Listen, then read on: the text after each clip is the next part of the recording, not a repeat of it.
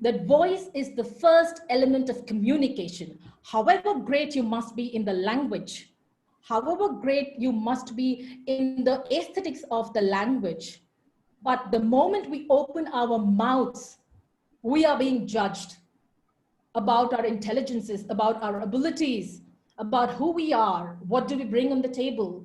We know when somebody is angry. We know when somebody is snooty. We know when somebody is low in confidence and is timid. Why do we know that? Because like we read in between the lines, we also read the vocal cues from the unsaid message, and which is conveyed to us through the voice.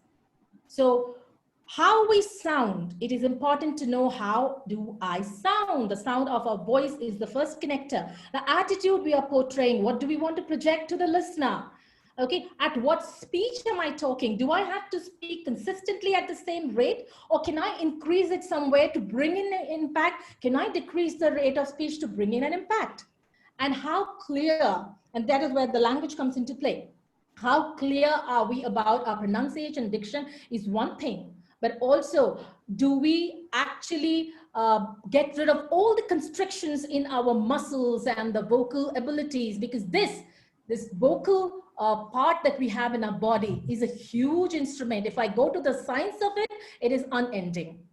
So there are certain vocal exercises that we need to do in case we want us to bring in that clarity and crispness in our speech. Two simple examples of the exercises that I would generally tell people to do is to connect with the deep voice. Sa. Deep voice actually gives a lot of matter to a person's sa. And then your lips are your oscillators. You need to dilate them. You need to work them up. And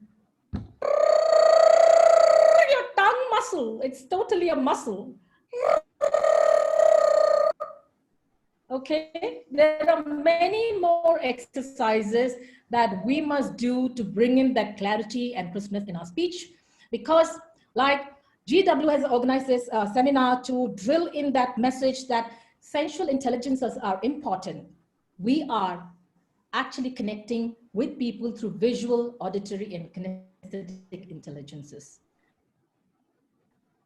These are the, and voice is a role, because today all businesses are heavily relying on communication. So how effectively we communicate, what tone are we portraying, should be in alignment with the message. We cannot be trying to assure a customer or a prospect to buy our services, but say it with a boast of pride.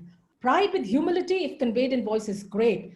It actually conveys friendliness and warmth. But if I'm going to tell you, hey, you know what, my product is very great and you should buy it, you think he's going to buy it? Or say, you know what, we have a great product and I think it fits your requirement. So how you want to communicate matters a lot. So voice is the most important component of communication. But most of the time we are not aware of it. Forget of neglecting it. We are not even aware of this important factor of communication. Is if you want to go limitless in our communication, then it is important that we start understanding our voices, what we project, how we sound, and what we want to project.